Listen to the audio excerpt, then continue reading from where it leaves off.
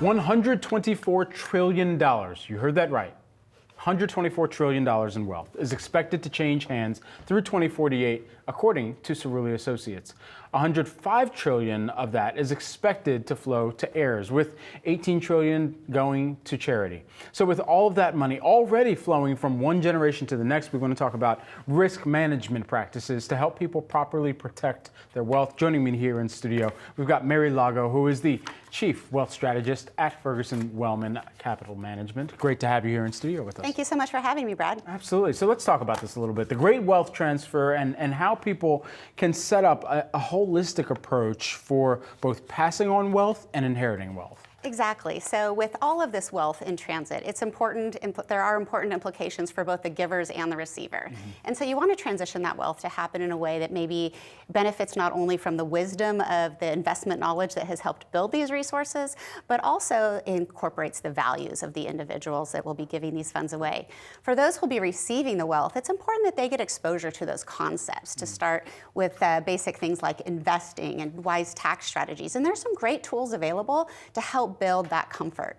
So one other important point here is that with women living longer and with more women in younger generations being involved, more women are controlling wealth as we look to the future. Certainly. So how are you advising clients to get started?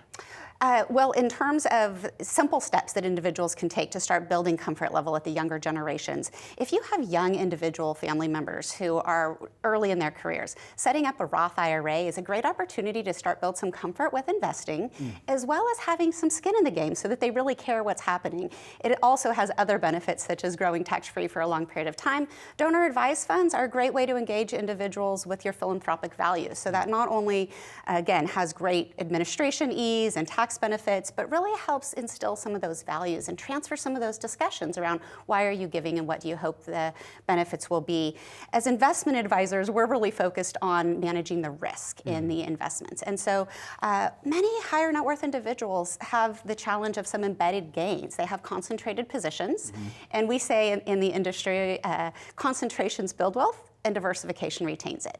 But there's this balancing act between can we just position the portfolio in an ideal way, or what would be the tax cost of doing that? And so it's often being done over a period of time.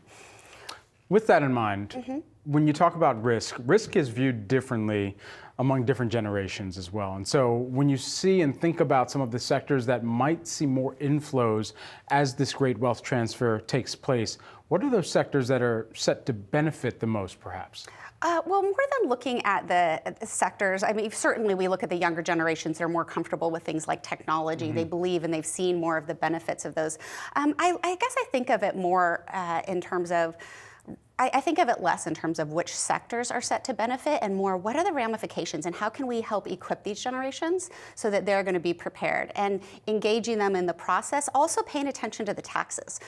Right now we have a 40% federal estate tax. So as this wealth transfers without proper planning, that's going to get a 40% haircut, and some states also have a state level estate tax. Yeah, so all that in mind, as you're thinking about some of the current clients that you're working with and onboarding even new clients at this juncture, what is the number one question that they're asking about how they can just manage this incoming wealth that much better?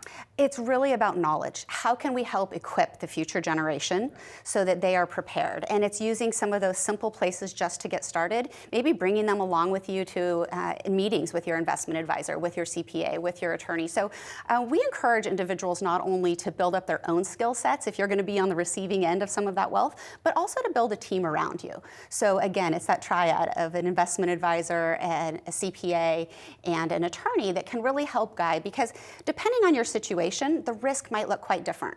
For someone with a moderate level of wealth, there's maybe moderate risk exposure to taxes, but maybe they have a small business that is has concentrated risk. They own a healthcare business, for example. They're not going to want to be building healthcare stocks within the liquid portions of their portfolio.